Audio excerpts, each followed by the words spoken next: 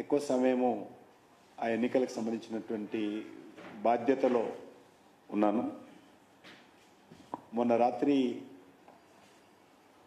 ఎన్నికలు పూర్తయితే నిన్న ఉదయం నుంచే మళ్ళీ మన తెలంగాణ రాష్ట్రానికి రావడము, నా కాన్స్టిట్యున్సీలో నిన్న స్వచ్ఛ భారత్ కార్యక్రమాలు కానీ, లేక మూసి రివర్ ఫ్రంట్లో ఏదైతే నివాసం ఉంటున్నటువంటి పేదలకు ధైర్యం చెప్పేటువంటి పని నిన్న మొదలుపెట్టడం జరిగింది. మిత్రులందరికీ నమస్కారం. కాంగ్రెస్ పార్టీ ప్రభుత్వము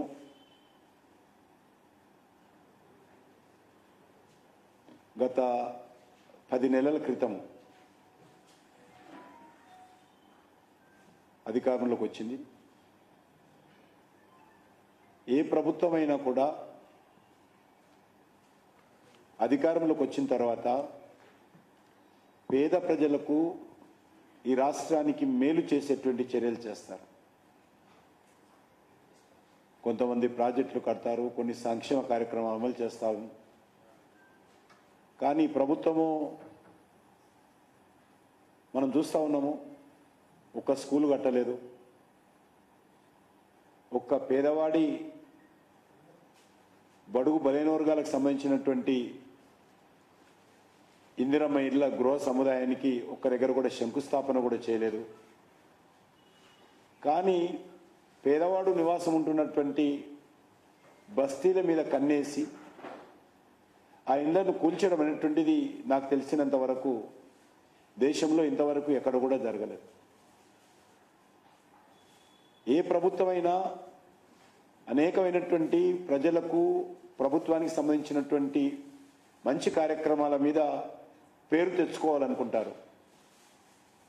కానీ ప్రభుత్వము కూల్చివేతల ద్వారా పేరు తెచ్చుకోవాలనుకోవడము అంతకంటే అవివేకము, అంతకంటే దుందుడుకు విధానము, అంతకంటే అవగాహన రాహిత్యము ఇంకొకటి ఉండదనే విషయాన్ని ఈ సందర్భంగా నేను ఈ ప్రభుత్వానికి మనవి చేస్తా ఉన్నాను. గౌరవ ముఖ్యమంత్రి రేవంత్ రెడ్డి గారు ఏకపక్షంగా ఈరోజు వ్యవహారం చేస్తూ మరి పేదల మీద ప్రతాపం చూపడము ఏమాత్రం న్యాయం కాదు. ఈరోజు మనం చూస్తూ ఉన్నాము,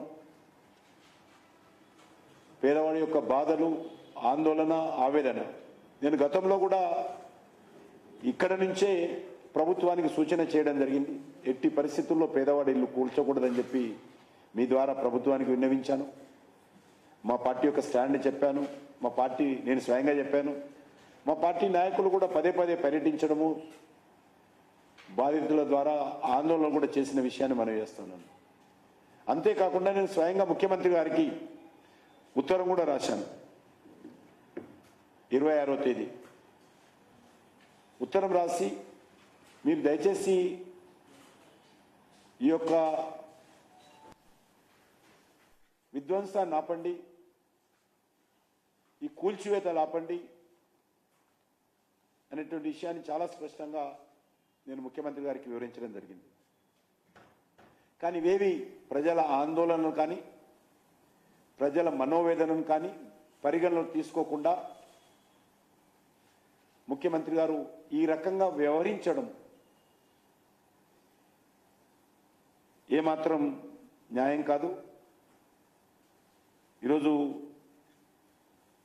నేను మనవి చేస్తా ఉన్నాను,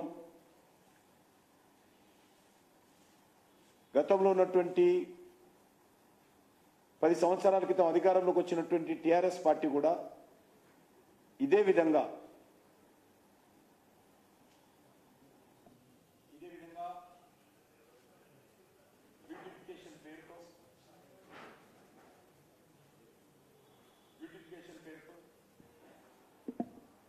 బ్యూటిఫికేషన్ పేరుతో కేసీఆర్ టీఆర్ఎస్ ప్రభుత్వం కూడా కార్పొరేషన్ ఏర్పాటు చేయడం జరిగింది. దానికి పెద్దలు గౌరవనీయులు ప్రేమ్ సింగ్ రాథోడ్ గారిని ఆ రోజు మాజీ శాసనసభ్యులు వారు టీఆర్ఎస్లో ఉన్నప్పుడు వారిని చైర్మన్గా పెట్టారు. ఇదే విధంగా మార్కింగ్ కూడా చేశారు. కానీ ఆ రోజు ప్రజల నుంచి తీవ్ర నిరసన వస్తే వెనుకడుగు వేయడం జరిగింది. టీఆర్ఎస్ ప్రభుత్వమే దీనికి బీజం వేసింది, బ్యూటిఫికేషన్ బీజం. దీన్ని రేవంత్ రెడ్డి గారు భుజాల మీద ఎత్తుకొని ఈరోజు ప్రజల మీద కడుపుల మీద తన్నుకుంటూ ముందుకెళ్తా ఉన్నాడు. ఏ రకమైనటువంటి ప్రణాళిక లేకుండా, ఏ రకమైనటువంటి ఆలోచన లేకుండా అక్రమ కట్టడాల పేరు మీద పేదల ఇళ్లను కూల్చేటువంటి ప్రయత్నం ఏదైతే చేస్తుందో భారతీయ జనతా పార్టీ తీవ్రంగా వ్యతిరేకిస్తున్నాము, ఖండిస్తున్నాము. ప్రభుత్వం వెంటనే ఉపసంహరించుకోవాల్సిందిగా ఈ చర్యలను డిమాండ్ కూడా చేస్తా ఉన్నాం. ఎందుకోసం బ్యూటిఫికేషన్ చేస్తున్నారు? మీ యొక్క కార్యాచరణ ఏంటో చెప్పాల్సినటువంటి అవసరం ఉంది. ఈరోజు హైదరాబాద్లో ఉన్నటువంటి 70% డ్రైనేజ్ అంతా కూడా మూసీలో కలుస్తుంది. మీరు బ్యూటిఫికేషన్ మూసీ వేస్తే ఈ డ్రైనేజ్ నీళ్ళంతా ఎక్కడ పోతాయో చెప్పాలి. డ్రైనేజ్ సమస్య పరిష్కారం చేయకుండా, స్ట్రాంగ్ వాటర్ సమస్య పరిష్కారం చేయకుండా ఈరోజు 1,50,000 కోట్లతో మూసీ బ్యూటిఫికేషన్ పేరుతో మీరు చేస్తున్నటువంటి చర్యలు ఏవైతున్నాయో అనాలోచితమైనటువంటి చర్యలు. ఇప్పుడు డ్రైనేజ్ సిస్టమ్ అంతా కూడా మూసీలో కలిపారు. అక్కడ మనము చేవెళ్ళ నుంచి మొదలు పెడితే, గండిపేట నుంచి మొదలు పెడితే మన యొక్క హయత్ నగర్ వరకు కూడా అన్ని రకాల డ్రైనేజీ వ్యవస్థ అంతా కూడా మూసీలో కలిపారు. దానికి ప్రత్యామ్నాయం ఏమిటి? ముందు ఈ మూసీకి సంబంధించినటువంటి రివర్లో కలుస్తున్నటువంటి డ్రైనేజీ పైపులంతా కూడా తీసుకుపోవడానికి ఏ రకమైనటువంటి కార్యాచరణ మీ దగ్గర ఉంది? ముందు ఆ పని పరిష్కారం చేయండి. ఇల్లు కూల్చడం తొందర ఎందుకు? పేదవాడి పొట్టగొట్టడం తొందర ఎందుకు? పేదవాడి నిల్వ నీడ లేకుండా దుర్మార్గంగా వివరించడానికి తొందర ఎందుకు? మీ డ్రైనేజ్ వ్యవస్థ ఏం చేస్తారో చెప్పండి. మీరు 1,50,000 కోట్లు అంటున్నారు కదా, కనీసం అందులో ఒక సగం 75,000 కోట్ల రూపాయలు ఖర్చు పెట్టి హైదరాబాద్లో డ్రైనేజ్ వ్యవస్థ మెరుగుపరచండి. ప్రజలు హర్షిస్తారు, ప్రజలకు మేలు జరుగుతుంది. ఈరోజు త్రాగునీరు, డ్రైనేజీ నీరు కలిసి అనేక రకాల ఇబ్బందులకు హైదరాబాద్ ప్రజలు గురవుతున్నారు. అది వదిలిపెట్టి బ్యూటిఫికేషన్ ఎట్లా అవుతుంది? డ్రైనేజ్ అంతా కలుస్తున్నప్పుడు దానికి ప్రత్యామ్నాయ మార్గం ఏంటి? ఈ ప్రభుత్వము ఆలోచన చేయాల్సిన అవసరం ఉంది. మీరు 1,50,000 కోట్లు అంటున్నారు కదా, మరి ఈరోజు వర్షపు నీరు కాలువలు పూర్తిగా మూసుకుపోయాయి, సిల్ట్తో క్లోజ్ అయిపోయాయి హైదరాబాదు. చిన్నపాటి వర్షానికి హైదరాబాద్లో ఇళ్లకి నీళ్ళు వస్తూ ఉన్నాయి. దానికి పరిష్కారం చూపిస్తారా? ఏది అవసరం ఉందో అడుగుతా ఉన్నాను.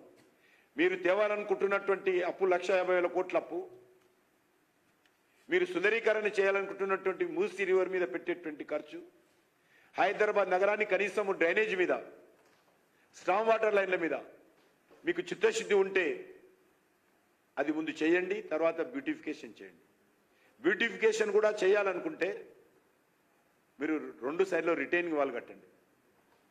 అంతేకాని రిటైనింగ్ వాల్ కట్టడం ద్వారా బ్యూటిఫికేషన్ చేయొచ్చు.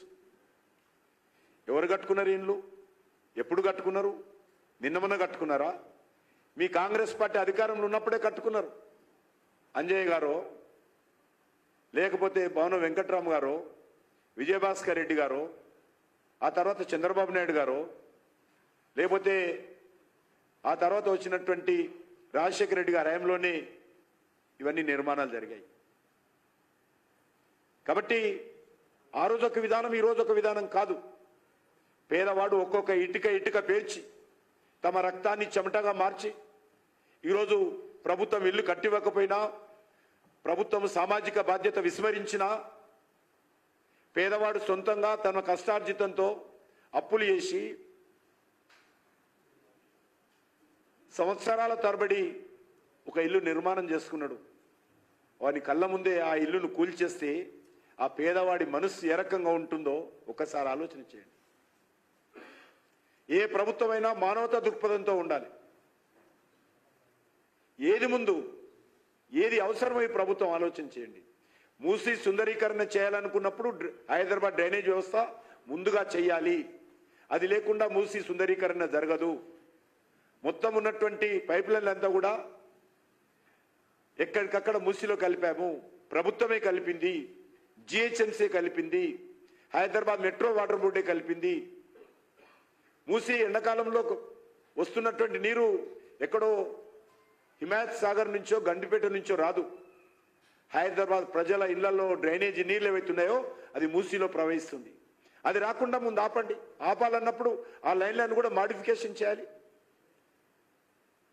డ్రైనేజ్ వ్యవస్థ మొత్తం మాడిఫికేషన్ చేయాలి, రీమోడలింగ్ చేయాలి, ప్రత్యామ్నాయ వ్యవస్థ ఏర్పాటు చేయాలి, కొత్త పైప్ లైన్లు నిర్మాణం చేయాలి. దాని మీద వేల కోట్ల రూపాయలు ఖర్చు అవుతుంది. ఇది చిన్న నగరం కాదు, మహానగరం. తెలంగాణలో 40% జనాభా హైదరాబాద్లో ఉంటారు. దీన్ని ఒక మూసీ సుందరీకరణ పేరుతో 1,50,000 కోట్లు పెడితే హైదరాబాద్ బాగుపడదు. గల్లీ గల్లీలో డ్రైనేజ్ సమస్య ఉంది, గల్లీ గల్లీలో డ్రైనేజ్తో కలుస్తున్నటువంటి మంచినీటి సమస్య ఉంది. దానిపైన దృష్టి పెట్టండి. అంతా మీకు ఇంకా డబ్బులుంటే మూసీ సుందరీకరణ చేయండి. భారతీయ జనతా పార్టీ సమర్థిస్తుంది. అంతే తప్ప ఈరోజు ఇష్టారాజ్యంగా చేస్తే మాత్రము ఇది ఏ మాత్రం ఉపయోగపడదు. ఈరోజు మనవి చేస్తా ఉన్నాను, మీరు నిర్మిస్తామన్నటువంటి ఇళ్ల సంగతి ఏందో ఆలోచించారా? మీరు పేద ప్రజలకు ఇంకొక 2 నెలలైతే సంవత్సరం పూర్తవుతుంది. ఇంతవరకు ఇండ్ల మీద మీ కార్యాచరణ ఏంటి? ఎక్కడ నిర్మాణం కోసం శంకుస్థాపనలు చేశారు? ఎన్ని ఇళ్ళు కట్టబోతా ఉన్నారు? మీరు ఇచ్చినటువంటి 400 హామీలు ఏమైపోయినాయి? మీరు ఇచ్చినటువంటి 6 గ్యారంటీలు ఎంతవరకు వచ్చాయి? దాని మీద ఆలోచన చేశారు అడుగుతా ఉన్నాను. దాని మీద దృష్టి మళ్లించేటువంటి ప్రయత్నము సక్సెస్ఫుల్గా గతంలో టీఆర్ఎస్ ప్రభుత్వం కూడా ఇదే విధంగా వివరించింది. ఈరోజు టీఆర్ఎస్ దారిలోనే కాంగ్రెస్ పార్టీ వ్యవహరిస్తూ ఉంది. ఈ రెండు దొందే, దోపిడీ పార్టీలే, దొంగల పార్టీలే రెండు కూడా. గతంలో మల్లన్న చెరువు పేరు మీద ఆయన అక్కడ గ్రామాలన్నీ లేపేసి కనీసం నష్టపరిహారం ఇవ్వకుండా ఇష్టారాజ్యంగా వివరించారు. దగ్గరలో ఒక రేటు, దూరం ఉన్నోళ్ళు ఒక రేటు. మరి భూసేకరణ మీద పేదలకు డబ్బులు ఇచ్చారు. అంత పచ్చిగా ఆయన వ్యవహారం చేస్తే ఆయన కంటే మేము తక్కువ తిన్నాం అనే విధంగా ఈరోజు రేవంత్ రెడ్డి గారు వివరిస్తూ ఉన్నారు. అందుకే మనవి చేస్తా ఉన్నాను, ఈరోజు చెప్తా ఉన్నాను, నిజంగా హైడ్రాకు సంబంధం లేదు. హైడ్రా అనేటువంటిది ఒక భూతంగా చూపిస్తున్నారు. హైడ్రా అంటే రేవంత్ రెడ్డి అంటేనే హైడ్రాకు సంబంధించినటువంటి రంగనాథ్ ఒక అధికారి, అదేదో సంస్థ, అదో భూతం ఎక్కడి నుంచి రాలా. రేవంత్ రెడ్డి మెదడులో వచ్చినటువంటి ఆలోచనకు ఒక సంస్థ హైడ్రా. ఈరోజు హైడ్రాను విమర్శించడం కాదు, హైడ్రాను పుట్టించినటువంటి రేవంత్ రెడ్డి దీనికి బాధ్యుడు. ఈరోజు అడుగుతా ఉన్నాను, నిజంగా హైడ్రా చేయాల్సిన పనులు అనేక చెరువుల్లో బడాబాబులు, పెద్ద రియల్ ఎస్టేట్ కంపెనీలు, పెద్ద రాజకీయ నాయకులు, పెద్ద వ్యాపారవేత్తలు ఎవరైతే ఫామ్ హౌజుల పేరు మీదనో ఎస్టేట్ల పేరు మీదనో నిర్మాణాలు జరుపుకున్నారో హైడ్రా ప్రతాపం అక్కడ చూపాలి, పేద ప్రజల మీద కాదు. ఈ రేవంత్ రెడ్డి ప్రభుత్వము దమ్ము ధైర్యం ఉంటే వాళ్ళను కూల్చండి. ఎందుకు ఫాతిమా కాలేజీ సమయం ఇచ్చారు అడుగుతా ఉన్నాను. ఎడ్యుకేషన్ ఇయర్ అన్నారు. ఎస్, ఏదైతే మీకు ఇల్లు కూల్స్తున్నారో వాళ్ళ పిల్లలు కూడా అక్కడ కనీసం అక్కడక్కడే చదువుకుంటున్నారు.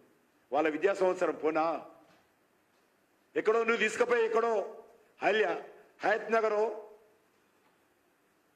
లేకపోతే చౌటుప్పల్లో మీరు ఇల్లు ఇస్తామంటే ఆ పిల్లల చదువు ఏమైపోవాలి?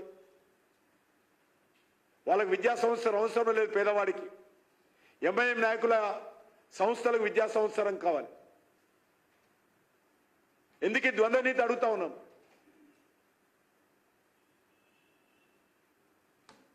ఈ ప్రభుత్వానికి చిత్తశుద్ధి ఉంటే మీరు ఇంకా అధికారాలు హైడ్రాకి ఇచ్చారు. ఆ ఇచ్చినటువంటి అధికారాలు ఎవరి మీద ప్రతాపం చూపిస్తున్నారో ఒకసారి ఆలోచన చేయాల్సిందిగా నేను కోరుతా ఉన్నాను.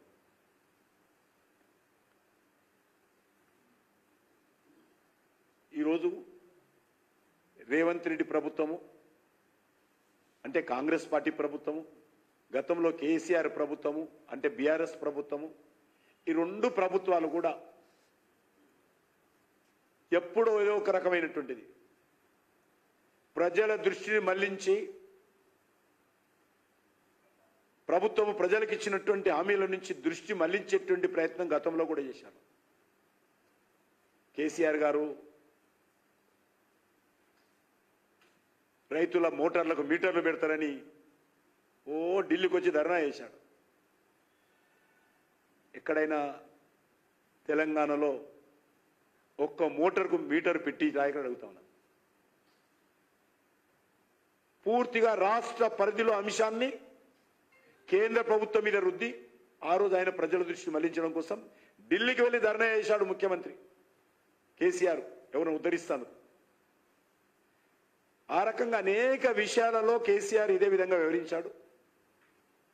ఈరోజు కూడా రేవంత్ రెడ్డి గారు తను ఇచ్చినటువంటి 400 హామీలు, తను ఇచ్చినటువంటి 6 గ్యారంటీలను అమలు చేయకుండా చేతులు ఎత్తేసి ఈరోజు తెలంగాణ ప్రజల దృష్టి మళ్లించేటువంటి ప్రయత్నము హైడ్రా పేరుతో ఈరోజు మీడియాలో చర్చకు వచ్చే విధంగా చర్యలు తీసుకుంటున్నాను. ఈరోజు నేను జమ్మూ కాశ్మీర్ నుంచి వచ్చాను. హిమాచల్ ప్రదేశ్లో ఇదే విధంగా కాంగ్రెస్ అనేక రకాల గ్యారంటీలు ఇచ్చింది. ఎమ్మెల్యేలకు, ప్రభుత్వ అధికారులకు జీతాలు ఇవ్వలేనటువంటి పరిస్థితుల్లో, చాలా దయనీయమైనటువంటి పరిస్థితుల్లో ఆర్థిక సంక్షోభంతో హిమాచల్ ప్రదేశ్ కొట్టుమిట్టాడుతూ ఉంది. ఆర్థిక సంక్షోభంతో కర్ణాటకలో కొట్టుమిట్టాడుతుంది. కర్ణాటకలో కూడా కాంగ్రెస్ పార్టీ ప్రభుత్వము 5 గ్యారెంటీలు ఇచ్చి అమలు చేయకుండా ఈరోజు అనేక రకాల అవినీతి ఆరోపణలకు ముఖ్యమంత్రికే పాల్పడి ఈరోజు న్యాయస్థానంలో ఈరోజు ఆరోపణలు ఎదుర్కొంటున్నటువంటి పరిస్థితి కర్ణాటకలో ఉంది. సరిగ్గా అదే పరిస్థితి తెలంగాణలో రాబోతుంది. ఒక హైదరాబాద్ నగరంలో వస్తున్నటువంటి ఆదాయాన్ని అడ్డం పెట్టుకొని ఈ ప్రభుత్వాలు, గతంలో టీఆర్ఎస్ ప్రభుత్వం కానీ కాంగ్రెస్ పార్టీ ప్రభుత్వం కానీ దోపిడీకి పాల్పడతా ఉన్నారు. ఆర్జీ ట్యాక్స్ కానీ, ఆర్ఆర్ ట్యాక్స్ కానీ ఈరోజు ఇప్పటికి కూడా వేస్తూ ఉన్నారు. రియల్ ఎస్టేట్ వ్యాపారస్తులు అందరూ కూడా తమ కబంధ హస్తాల్లో పెట్టుకొని అణిచివేసేటువంటి ప్రయత్నం చేస్తూ ఉన్నారు. పెద్ద పెద్ద వ్యాపారస్తులను పిలిపించి బెదిరించేటువంటి ప్రయత్నం చేస్తూ ఉన్నారు. పెద్ద పెద్ద కంపెనీలను పిలిపించి ఆర్జీ ట్యాక్స్, ఆర్ఆర్ ట్యాక్స్ వసూలు చేస్తూ ఉన్నారు.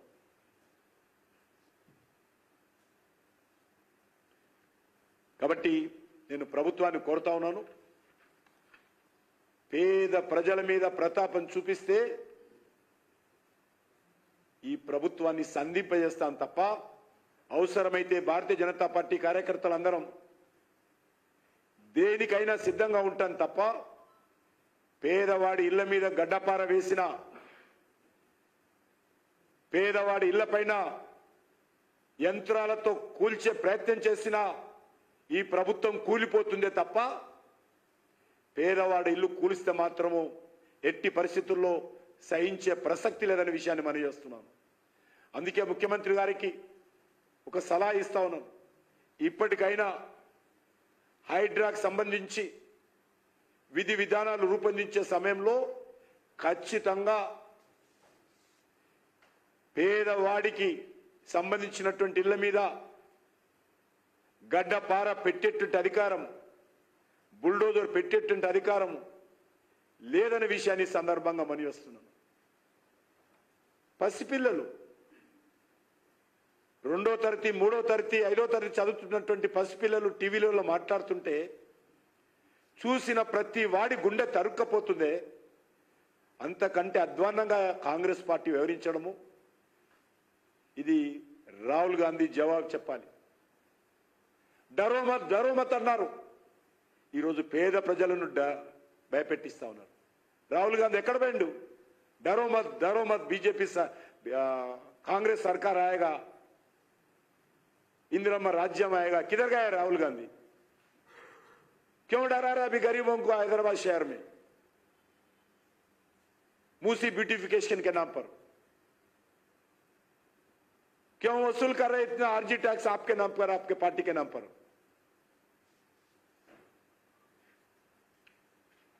నేను మరొకసారి ఈ విషయంలో మా పార్టీ అన్ని శాఖలకు విజ్ఞప్తి చేస్తా ఉన్నాను. దీనిపైన ఒక సమగ్రమైనటువంటి కార్యాచరణ రూపొందిస్తాం. ఈ ప్రభుత్వాన్ని అడుగడుగున అడ్డుకుంటాం. హైదరాబాద్లో ఉన్నటువంటి పేద ప్రజలకు అండగా ఉంటాం. హైదరాబాద్లో డ్రైనేజ్ వ్యవస్థ మెరుగుపరచడం కోసం చర్యలు తీసుకోవాలని డిమాండ్ చేస్తాం. హైదరాబాద్లో స్ట్రాంగ్ వాటర్ అంటే వర్షపు నీటి సమస్య పరిష్కారానికి చర్యలు తీసుకోవాలని కోరుతున్నాము. దాని మీద మీరు డబ్బులు ఖర్చు పెట్టండి. పేదవాడి ఇల్లు కూలగొట్టి ఆ పేదవాడి శవాల మీద, పేదవాడి ఇళ్ళ బునియాదుల మీద మీరు బ్యూటీ సుందరీకరణ పేరుతో పేదవాడికి అన్యాయం చేయకూడదని కోరుతా ఉన్నాను. నమస్కారం.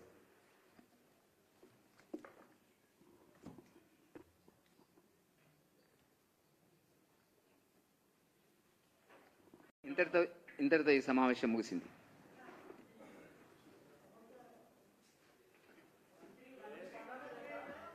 మాట్లాడేటోళ్లకు